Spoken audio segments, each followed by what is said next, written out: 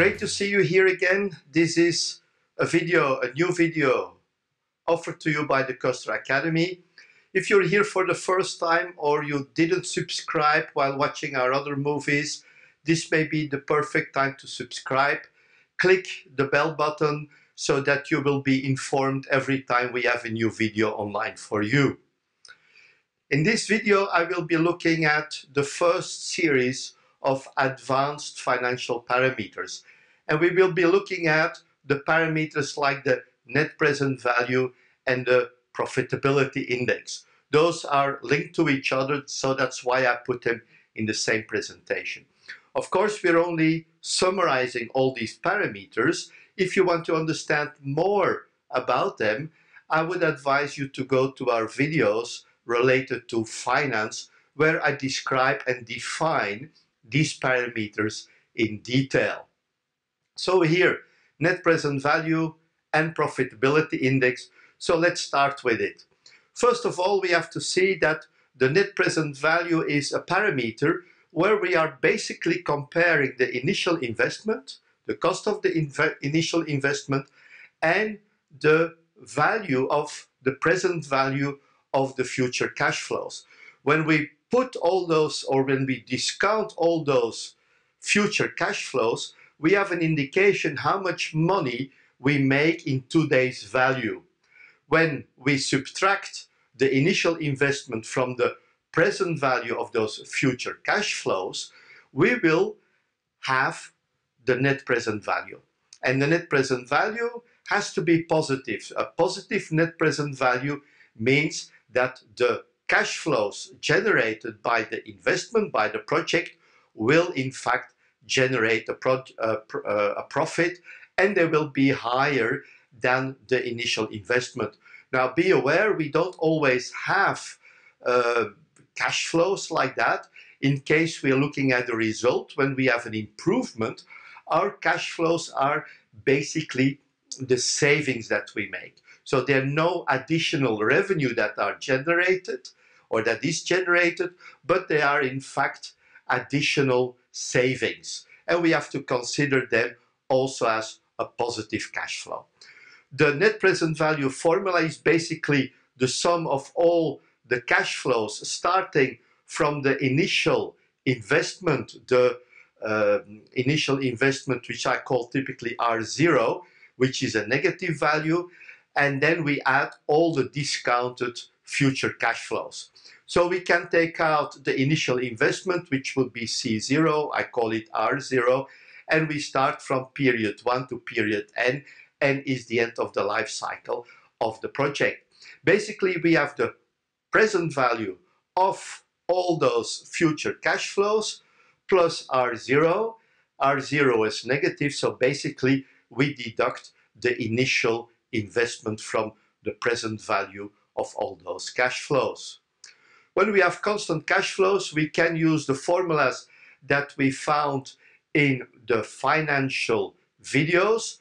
First of all, we have an example here where I have $500,000 as an investment.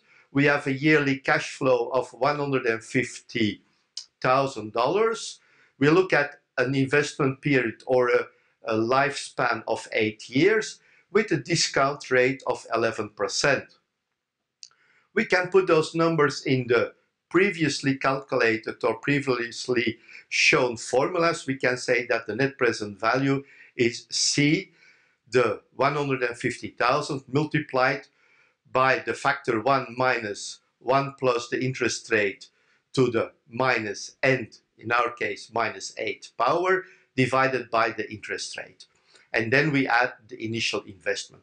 So basically we have 150 times 1 minus 1 plus 0.11 to the power minus 8 divided by 0.11 minus 500,000 gives us a net present value of $279,000.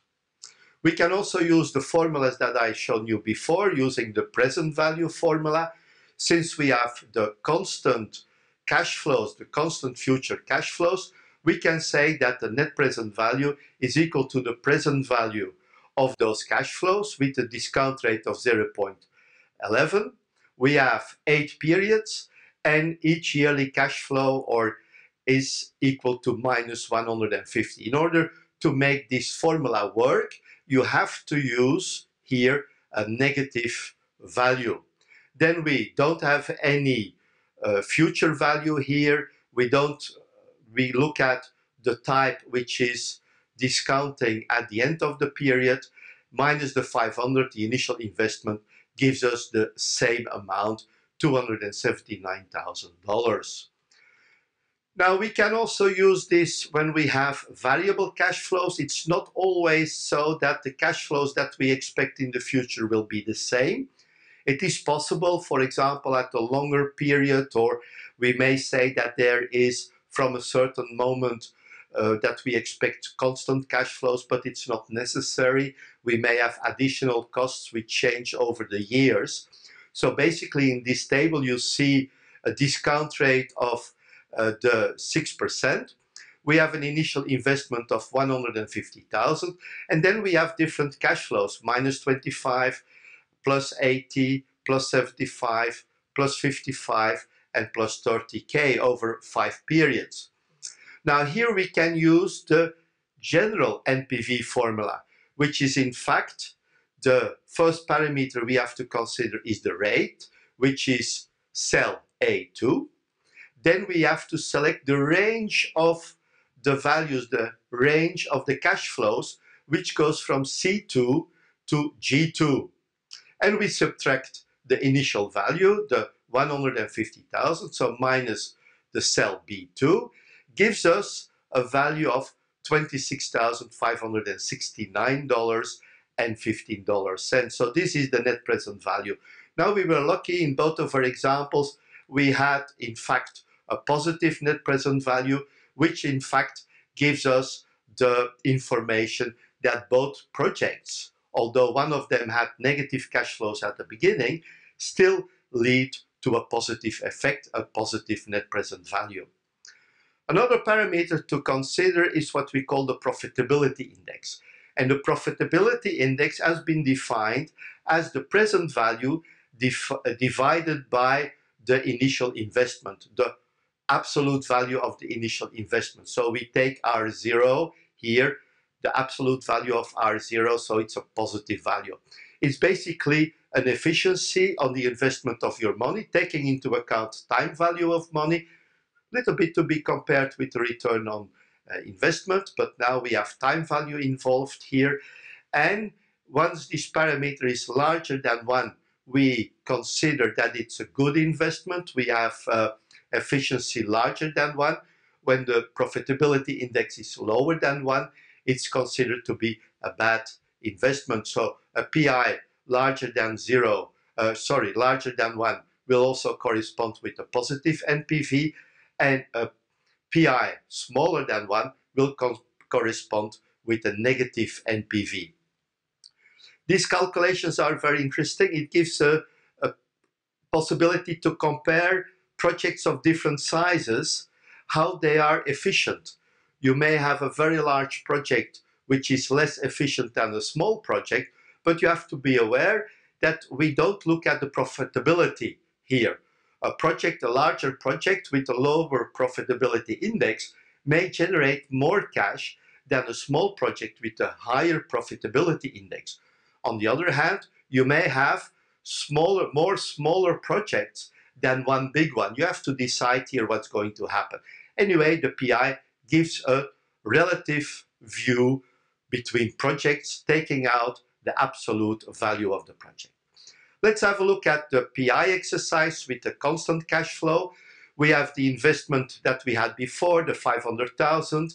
We have yearly cash flows of 150,000 over 8 years with a discount rate which is equal to 11%. We have the PI, the definition is present value divided by the initial investment. And in our case, since we have repetitive cash flows, we can use the PV formula like we did before. So we have the rate, 0.11. The second parameter is the number of periods, which is 8. The yearly cash flow, minus 150.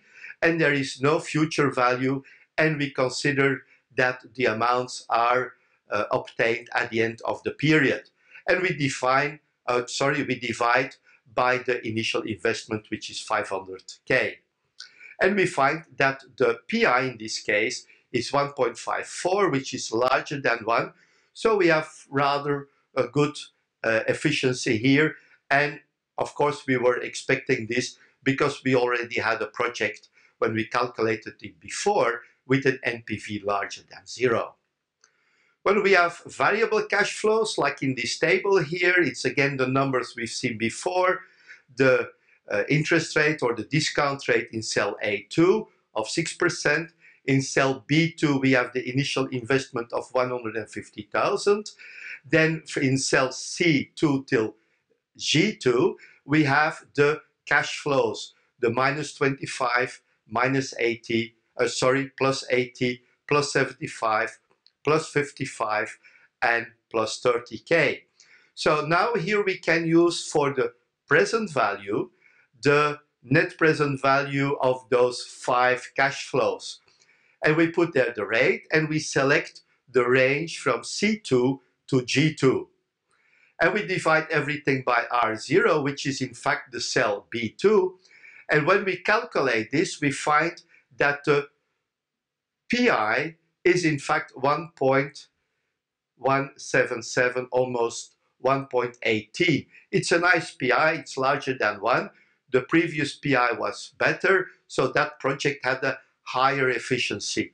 Even though the net present value was higher, this is a lower net present value. So we have 2 projects that we can compare relatively to each other without taking into account the absolute value of the project. Financial parameters are very important for you as a project manager because you will see or you can use them to identify what is happening with your project when you have changes or when your project is delayed. The net present value is one of these parameters that will show you how your changes or how your progress, and typically the financial part of the progress of the project is in fact changing the outcome of the project, the financial outcome. The net present value that you can calculate at different stages of your project will show you what decisions to make. And it's very important to have the understanding, because if you, for example, see that your project is going into the bad direction, which means that your net present value is going into the negative direction, you may have to take specific measures, or in some cases, even to kill your project. That was it about the first 2 more complex parameters, the net present value and the profitability index. In the next videos, we will look at the other remaining important parameter, which is the internal rate of return. We will come back to that later. And of course, if this is your first time you've been here or you didn't subscribe to the channel yet, this is the moment to subscribe. Click on the bell button so that you will be informed every time we put a new video online. I'm looking forward to see you in our next videos. Take care and bye-bye.